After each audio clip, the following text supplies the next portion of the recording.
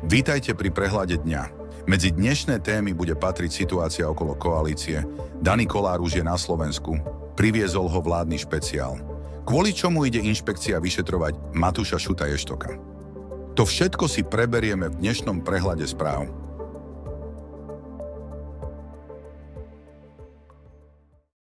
Plné počty už v parlamente mať nebudeme, hovorí Gašpar. Držíme spolu a držíme pevne, povedal poslanec Samuel Migal v nedeľu v rozhovore, ktorý spôsobil rozruch v Hlase aj v koalícii. Hovoril to o štvorici poslancov, do ktorej okrem neho patria aj Radomír Šalitroš, Jan Ferenčák a Roman Malatinec. Hlas sa ich pokúsil rozdeliť tým, že Migala so Šalitrošom na kongrese vylúčili zo strany a zvyšným dvom členom ponúkli pokračovanie v spolupráci.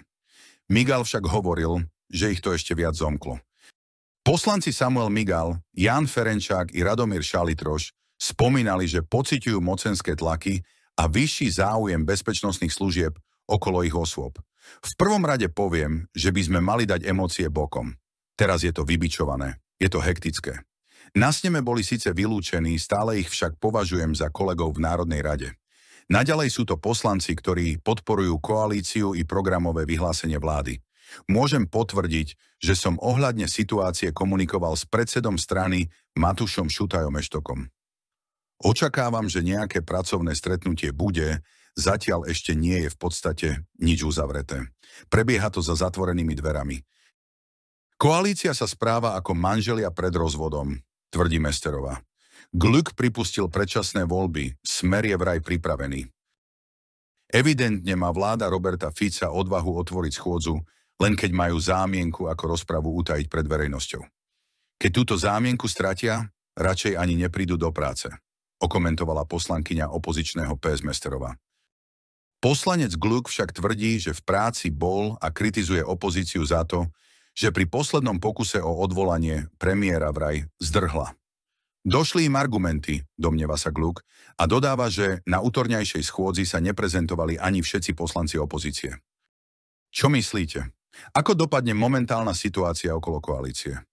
Vydrží a pridajú sa späť aj poslanci, ktorých vyhodili zo strany Hlas?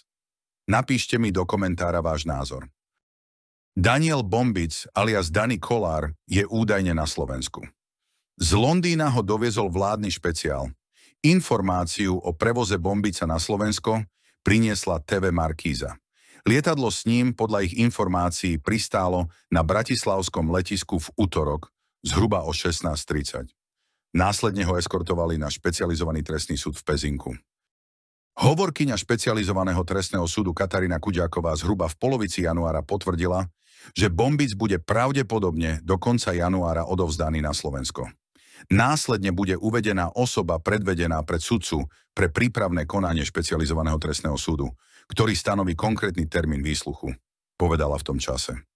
Bližšie informácie však poskytnúť nechcela. Príkaz na zatknutie vydal na Bombica sudca pre prípravné konanie ŠTS, keďže sa nepodarilo inak zabezpečiť jeho prítomnosť na úkonoch trestného konania. Trestnému stíhaniu sa však vyhýba pobytom v Londýne. Vydané boli na neho medzinárodné zatýkače. Čo myslíte?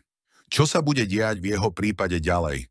Nájdu sa dôkazy na obvinenie alebo bude prepustený?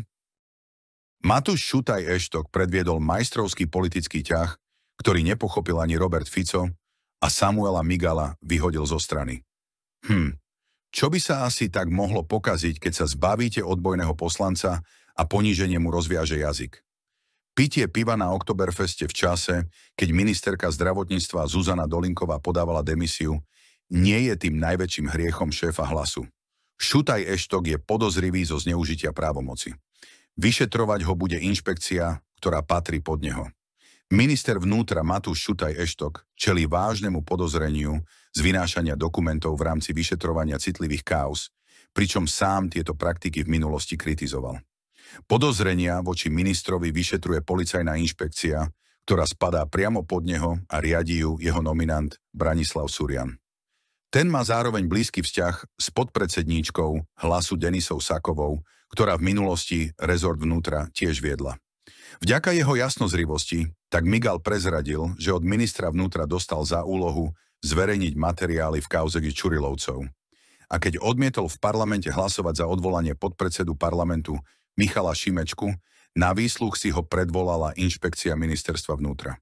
Poslanec medzi tým vidí súvislosť.